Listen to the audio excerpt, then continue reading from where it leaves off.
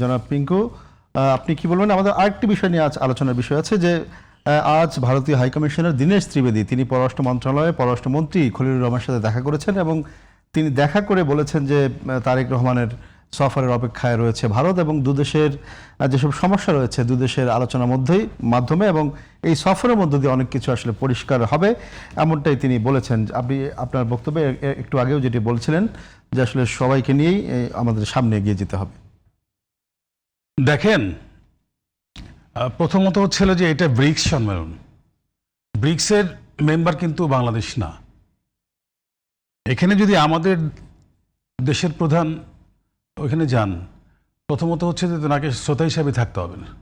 সেই ক্ষেত্রে কিছু সুযোগ আছে, হয়তো ওইখানে যে সমস্ত বিদেশি মেহমানরা আসবে, নেতারা আসবে, তাদের সাথে হয়তো বা বসে আলাপ টালাপ করার সুযোগ হলে হতে পারে, কারণ সে একটা দেশ হ্যাঁ হতে পারে।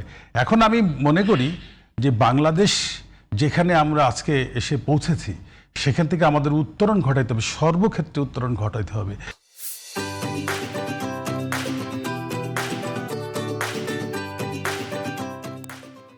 সেই জন্যে আমাদের বিদেশিদের সাথে বন্ধুত্ব দরকার আছে। এই ক্ষেত্রে আমি মনে করি যে আমাদের নেতা বাংলাদেশের মাননীয় প্রধানমন্ত্রী উনি অবশ্যই সেটা চিন্তা করবেন, কারণ একদম আইসোলেটেড হয়ে থাকার থেকে রাজনীতি করাটা জরুরি। সেই ক্ষেত্রে আমি মনে করি 50-50 যাওয়াটাও এখানে দোষের কিছু না। আবার যদি ব্রিক্সের মেম্বার হলে সেই ক্ষেত্রে একটু সম্মানটা ছিল অন্যরকম। আর এই ক্ষেত্রে হচ্ছে যে অনেক দেশপ্রধানের সাথে অনেকের সাথেই এখানে কথা বলার সুযোগ হবে, দেশের নিয়ে আলোচনা।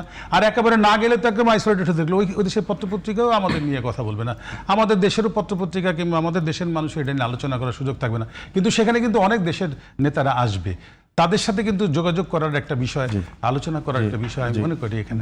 সুতরাং সেই ক্ষেত্রে সিদ্ধান্তটা আমার মনে হয় যে একটু মাথা ঠান্ডা করে নিয়ে গেলেও, আমার তরফ থেকে আমি মনে করি যে গেলেও ভালো, না গেলে বরঞ্চ না যাওয়াটাই হচ্ছে যাওয়ার থেকে খারাপ হবে, না যাওয়াটা।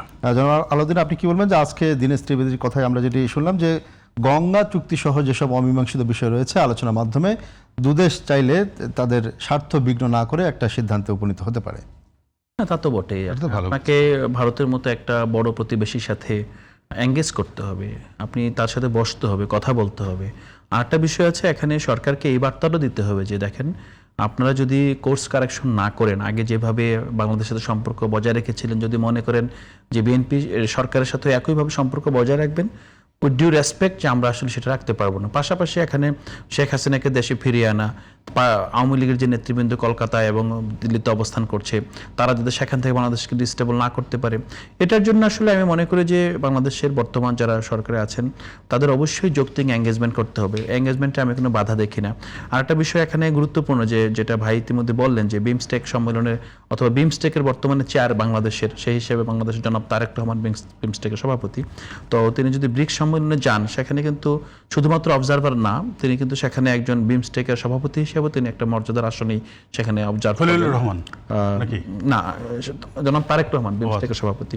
তো এখন মূল জায়গাটা হলো যে আমি মনে করি যে ব্রিক্স আগেও বাংলাদেশে ইনভাইটেড ছিল, কয়েকবার গিয়েছে এবং দুর্ভাগ্যজনকভাবে যখন 24-এ যখন বাংলাদেশ যায় তখন কিন্তু এটা সম্মানজনক ছিল না। আমরা দেখেছি শেখ হাসিনা লাল গালিচার বাহির দিয়ে ঘাসে হেঁটে দৌড়ে গিয়ে বাইডেনের সাথে সেলফি নিয়েছে কিংবা ইয়ে করেছে। তো সেই জায়গায় আমি মনে করি যে তারেক রহমানটা ভেবে দেখতে পারেন, এবং যদি এমনও হয় ধরেন আলোচনার সুযোগ থাকে যে আমরা আসলে সেখানে গিয়ে দ্বিপাক্ষিক কোনো আলোচনা বসতে পারি কিনা, সেটা আগে থেকে যে এজেন্ডা সেট করতে পারে, সে কিছু এজেন্ডা, কিছু অমীমাংসিত বিষয় সে আলাপটা শুরু করতে পারে।